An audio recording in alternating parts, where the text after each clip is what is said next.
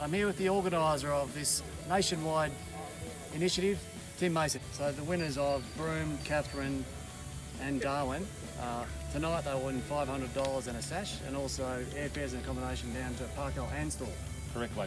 Well, Killara Foundation is about supporting Aboriginal people in work and working with their employers and working with them after their time with their employer every day to make sure that they get through longer periods of work, enjoy that work, have great relationships with their bosses and the company. What brings me here today is we're supporting this gift. We think it's an amazing event.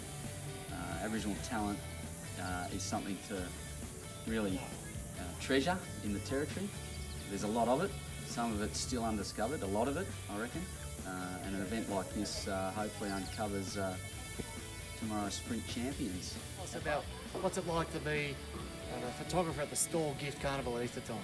That is probably the pinnacle of anyone's career in doing photos. And off they go. It's a good start there from young George and from Katherine. At the front there seems to be a bit of speed here coming from Simeon. And unless someone gets their skates on, young Simeon from Katherine's going to take out the inaugural Katherine Gift. And he's got it.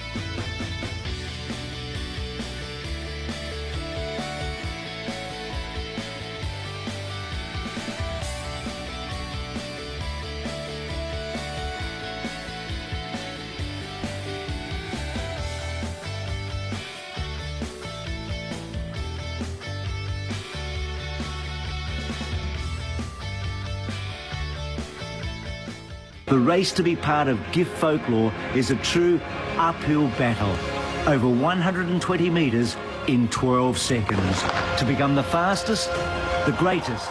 And after 2 race meets for Indigenous athletes held in the Northern Territory over the weekend, the greatest at this year's Stawell Gift could actually be a Territorian.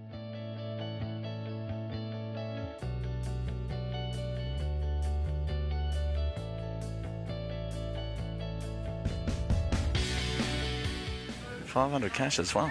Jeez. So I think that the fast part of the track is this near side, because both winners have been on this side of the track. on this side. So if I was running now, I'd be looking for that space, I reckon. First time I've ever seen a half-time huddle of a team in Premier League watching the... Oh, here we go, Stu.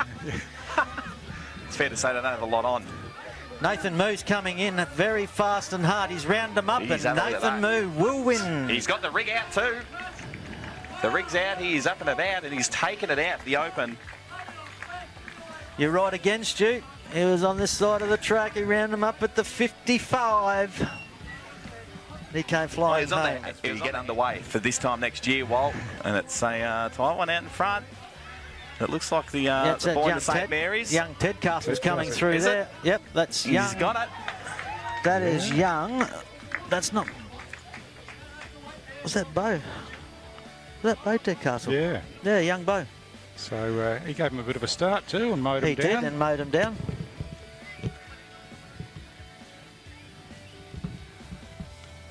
Just a bit of confusion. I was just sorting out the name there. Was it Bo? He looked gone at the 50, Stu.